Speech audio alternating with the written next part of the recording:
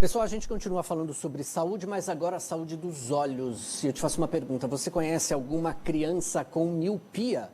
Os casos estão aumentando, hein, gente? Por isso, o oftalmologista e professor do curso de medicina da Universidade da Cidade de São Paulo, a Unicid, Eric Andrade, tem observado, sim, esses casos. Bom dia, Eric. Como é que você está? Tudo bem? Seja muito bem-vindo. Bom dia, muito obrigado pelo convite. Nós que agradecemos, então, a sua participação, e eu quero te questionar já logo essa questão, né? A gente iniciou falando sobre a miopia. O que de fato é a miopia? A miopia é um vício de refração. O que quer dizer isso? É uma alteração dos meios do olho, onde os raios eles se formam antes de chegar na retina. Ou seja, ele tem um ponto focal anterior, então ele chega embaçado na retina. Tem se notado, de fato, um maior número em crianças? Sim, tem. Principalmente depois da pandemia, onde as crianças ficaram reclusas em casas, onde eles tiveram mais atividades no computador, ou seja, uma atividade mais para perto. E a gente sabe, quando você tem uma atividade mais para perto, você acaba forçando o músculo do olho a convergir mais os raios.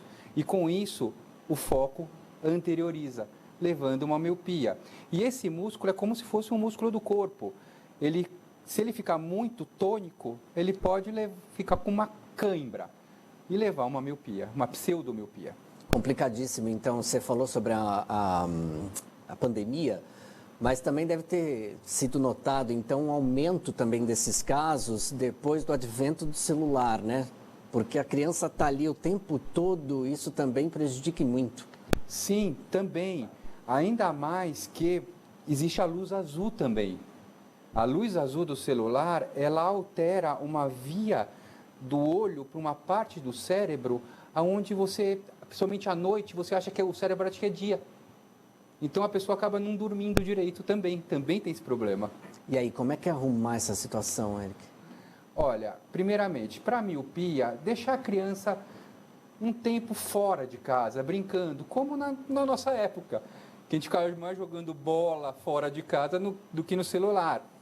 E hoje todos os dispositivos têm o bloqueio da luz azul também. Então, à noite, tira esse bloqueio, coloca a criança também menos para olhar o celular. Hoje, os aparelhos, eles espelham a tela do celular na TV. Isso aí é importantíssimo. E, você falou sobre a questão da miopia. Existem vários tipos de miopia? Sim. Você tem a miopia axial, que é quando o olho é maior. Ele tem um aumento do diâmetro anteposterior. Então, os raios realmente focam anteriormente. E você tem a miopia de índice, onde você tem uma alteração ou na córnea ou no cristalino, que levam os raios a convergir anteriormente. Muito bem. Aí, trazendo essa realidade agora do celular, por exemplo, a proteção. Existe uma forma de se combater, ou seja, uma espécie, algum bloqueio para que a miopia não aconteça? Olha, não aconteça é um pouco difícil, porque às vezes a criança já é geneticamente predisposta a ter miopia. O que acontece é que a gente tem que controlar a progressão da miopia. Então, a progressão da miopia é deixar realmente a criança com mais horas brincando livremente do que numa tela para perto. Agora, Eric, ela pode ser um início de outras doenças oculares também, a miopia? Sim. Se você tem um diabetes descompensado, você leva a uma pseudomiopia, devido a alguns fenômenos dentro do olho. Mas a gente sabe, quando a gente vai fazer exame de óculos, a gente tem um limite de glicemia para poder fazer. Como que acontece o diagnóstico? Pelo exame oftalmológico. E aqui é algo importante.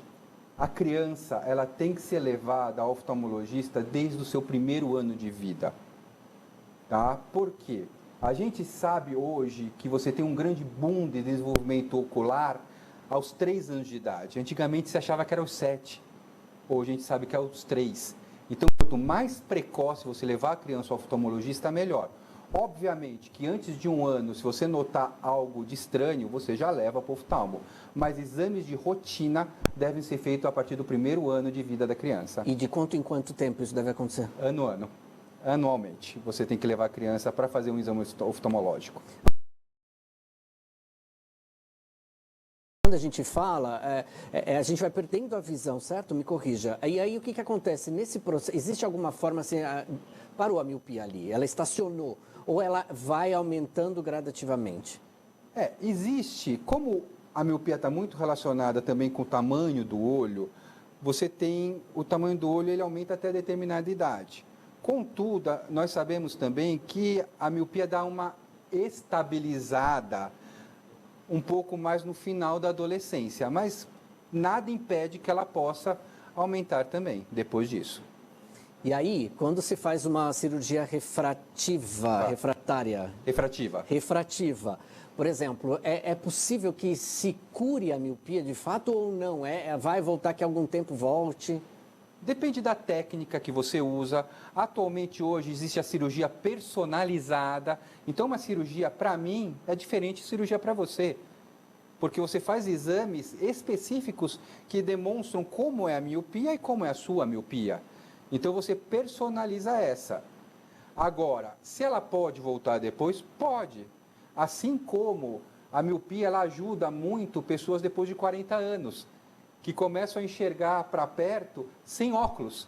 Por quê? Porque depois dos 40 nós temos a presbiopia, que é o braço curto. Sim. Aí e ela é positiva. Como a miopia é negativa, a pessoa começa a tirar o óculos para ler. Aí a pessoa vai fazer assim, quero fazer uma cirurgia de miopia depois dos 40. Aí ela se frustra porque ela vai ter que usar óculos para perto. Eu dei risada, gente, porque a hora que ele falou do braço curto, eu estou fazendo assim aqui. Ó. Eu sou míope, eu uso as lentes de contato. Mas é muito interessante porque eu tenho mais de 40, então, na verdade, eu já sinto essa situação. Sim. É interessante isso. O seu caso depende de cada um. Mas você pode até usar a lente de contato num olho só. Aí você fica com um olho para longe e um outro olho para perto. A gente faz muito disso também, além das lentes de contato multifocais, etc. Agora, quando a gente fala, voltando à situação da cirurgia, Eric, por exemplo, doutor, é possível operar uma criança já? Porque, como a gente está falando exatamente dessa questão da criança e tal, como é que aparece uma situação dessa? Porque, de repente, uma criança ela vai perdendo muito e é possível operá-la já no início? Tem uma idade certa? Não, tem uma idade certa. Você não vai operar uma criança. Geralmente você opera ela no final da adolescência, início da vida adulta. Por quê? Porque você tem alguns fatores que podem avançar a miopia. E o que é a cirurgia de miopia? Você acaba diminuindo a espessura da córnea e isso não volta. Então, se você começa a operar desde cedo, vai desbastando até que uma hora a córnea está muito fina e leva a outros problemas. E é possível serem realizadas 2, 3, 4 cirurgias, não? Depende da espessura da córnea, depende de paciente a paciente. Existem alguns estudos daquele pessoal que fez com bisturi antigamente a cirurgia e hoje está fazendo com laser. Tudo depende de caso a caso. É importante esclarecer isso, né? Porque a tecnologia tem avançado cada vez mais, existem manobras feitas que servem para cada pessoa, o tempo certo. E aí, muita gente reclama, né? Eu já ouvi, eu frequento, sim, oftalmologistas todo ano e eu observo isso. As pessoas, mas eu fui operado e aí, na verdade, eu preciso continuar usando os óculos, é uma situação complicada, não adiantou para a minha cirurgia. Na verdade, a cirurgia adiantou, de certa forma. Mas é necessário, sim, que se continue usando os óculos, enfim. O mais importante da cirurgia é saber indicar a cirurgia e saber quando fazer a cirurgia.